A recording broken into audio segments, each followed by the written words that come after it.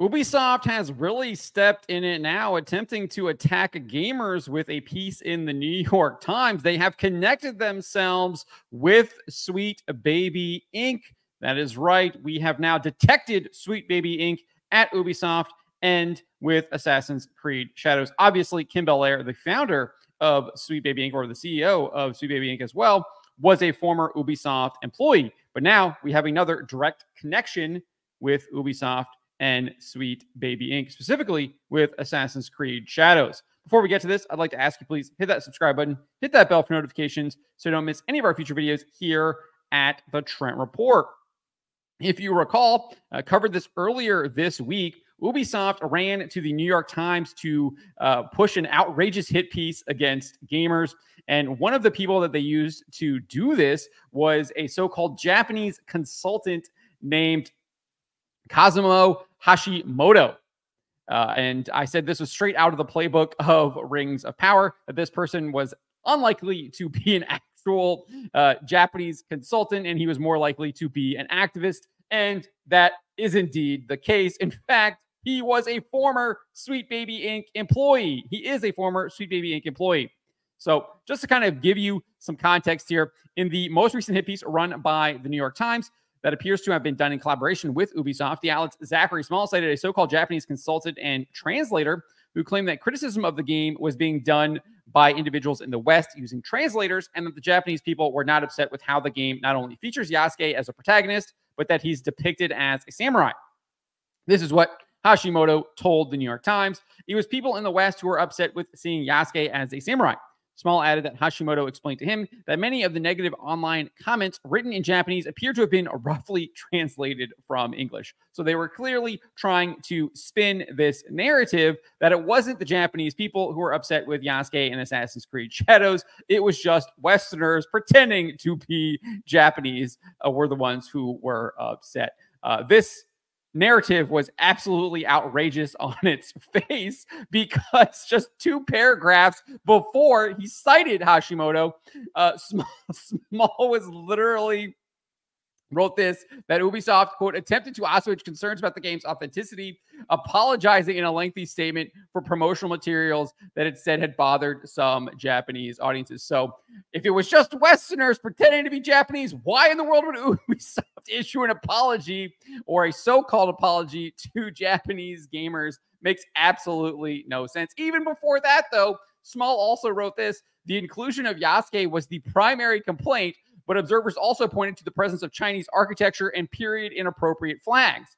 The controversy became so heated that a small right-wing political party in Japan formally asked the government to comment on what it considered historical inaccuracies. That's right, a Japanese political party was asking for an investigation into the game, yet somehow it was just Westerners pretending to be Japanese people criticizing this game. I mean, you literally can't make this stuff up. These people think you are so stupid that they are going to write in like 3 paragraphs about how the Japanese people didn't like this game, and then cite some so-called consultant that's going to tell you that it was just a bunch of Westerners pretending to be Japanese. I mean, you cannot make this up. You can't make this up. This isn't published in the New York Times. This was clearly a hit piece, and I think it was coordinated by Ubisoft in conjunction with this Hashimoto guy. I would not put it past Ubisoft that they reached out to Kim Belair, and Belair was the one who connected them with Hashimoto as the person to use for this piece. That's how stupid these people are. They didn't think we would figure it out. It's literally on his LinkedIn that he was an employee of Sweet Baby Inc. He worked there from February 2020 to April 2023. There's a screenshot right there on your screen. Kazuma Hashimoto, freelance narrative design consultant, Sweet Baby Inc., February 2020, April 2023, Montreal, Quebec, Canada, 3 years and 3 months he worked there for, and he provided consultation on various AA and AAA titles under Sweet Baby Inc., includes work on unannounced Square Enix, Ubisoft, and Insomniac titles. One wonders if he even worked on Assassin's Creed Shadows beforehand.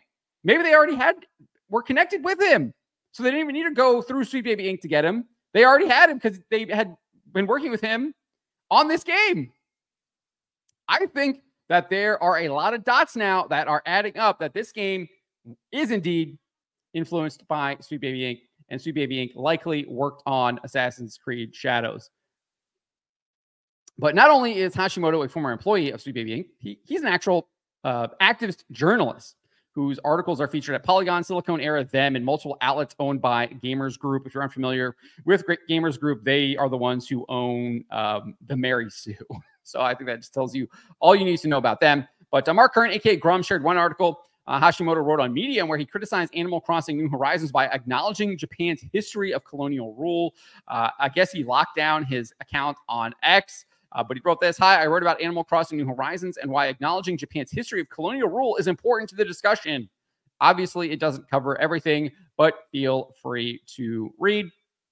And then I found this one. He also wrote an article at Them titled, "How Gay Can You Be in Dragon's Dogma 2? An Investigation." Literally, this is what this guy is writing. Some of the articles that he is writing. Clear activism and trying to put it into video games, which is exactly what Sweet Baby Inc. is all about. And it's no surprise because he literally worked for them. They're all about pushing the woke agenda into video games. And that is exactly what he's doing, whether it is as an employee of Sweet Baby Inc. or obviously working as a freelance writer for these various outlets. And as I said, though, this is a playbook that these companies run. I think the most prominent example before this was with Amazon Prime Video in the lead up to The Lord of the Rings of Power Season 1. However, instead of using the New York Times, Amazon went to Vanity Fair and writers Anthony Bresnikan and Joanna Robinson. The duo launched their attack on gamers, writing, "When Amazon released photos of its multicultural cast, even without character names or plot details, the studio endured a reflexive attack from trolls, the anonymous online kind." So if you just didn't like that they were being completely ignoring how Tolkien described his characters, you were a troll. They were attacking you. They literally were attacking you. And remember, this is very similar to the New York Times article where they are clearly talking to Ubisoft executives. In this case, they were talking to the Amazon executives. They were talking to the showrunners for the show. So clear coordination in that article. They then cited, Vanity Fair writers cited a woman named Maria Rios Maldonado, who they described as a Tolkien scholar. However, she is anything but. Rather, she was a PhD student at the University of Glasgow who, quote, is interested in ethics, feminist theory, and encountering the other in Tolkien's works. She also happened to be the Equality and Diversity Officer for the University of Glasgow's Center for Fantasy and the Fantastic. That is not a Tolkien scholar. That is an activist trying to infiltrate Tolkien academics. That is what that is, and trying to reshape Tolkien's world into a woke vision, which is what they've been doing or trying to do with Rings of Power. Fortunately, people are indeed tuning out. But this is how they used Maldonado to attack Tolkien fans. And they used her to imply that people that didn't like the casting were racists because they didn't like the lore. They didn't have a lore accurate depiction. And if you didn't have a lore accurate depiction of the characters, you were just deemed racist. And they used Maldonado to do that. She says, obviously there was going to be push and backlash, but the question is from whom? Who are these people that feel so threatened or disgusted by the idea that an elf is Black or Latino or Asian? No one was actually threatened or disgusted by that idea. There have obviously been plenty of elves in other pieces of fiction. It was clearly just the fact that you were not getting Tolkien's adaptation right. And if you can't get the casting right, it's unlikely that you are going to get the rest of the show right. And obviously we were proven true. And Amazon paid the price for this. I mean, this is something Asmongold was actually talking about recently with Dragon Age: The Veilguard. You can judge a book by its cover. When you look at something, you see it, and you're like, I don't like that. That's not Tolkien. That's not what it should be. That's not Assassin's Creed set in Japan. What are we doing here? And you can see that. And it's like, no, I'm not doing that. I'm not touching that. Oh, they're calling Agatha all along the gayest Marvel show ever. Okay, not for me, not watching. Thanks. Have a great day. Enjoy spending hundreds of millions of dollars and just torching it like you're the Joker from The Dark Knight. So it doesn't work. This tactic doesn't work. We know this because the Hollywood Reporter's Kim Masters reported in April 2023 that 63% of individuals who watched part of the show's premiere back in 2022 did not complete the show. Did not complete the show. So there's clearly interest in Tolkien, right? It's Lord of the Rings. People like Lord of the Rings. There's interest in it. Then they saw what they did and were like, absolutely not whatsoever. And that's people that might not have even known about what was going on with the show, all the attacks on them, etc. This is what Masters wrote, though. While Amazon, like other streamers, provides only limited data, and internally it held information even more closely than usual on the series, sources confirm that The Rings of Power had a 37% domestic completion rate. Customers who watched the entire series. That means 63% of people like just noped out. For those outside the United States, the completion rate was higher. Masters shared overseas. It reached 45%. Even that was still low, though. She says a 50% completion rate would be a solid but not spectacular result, according to insiders. And it looks like we're going to see something similar here with Assassin's Creed Shadows, given comments from Ubisoft's CEO. Barclays' Nick Dempsey asked him during a recent earnings call. He says, when you talk about it being the most ambitious, are you hoping for it to be the best-selling Assassin's Creed game? And what does he say? What does Guillemot say? He says, at this time, we can say we expect Assassin's Creed to be among the high sellers of the company so far. So I think they know that this game is not going to perform well when it comes to sales. And we have another piece. We have some other pieces of evidence here. Obviously, Sutter and Craig wrote this on X. My insider told me that as of this morning at their nationwide big box chain, Assassin's Creed Shadows has less than 800 pre-orders combined for Xbox and PlayStation 5 company-wide. They have over 900 stores. That is less than one pre-order per store. Yikes.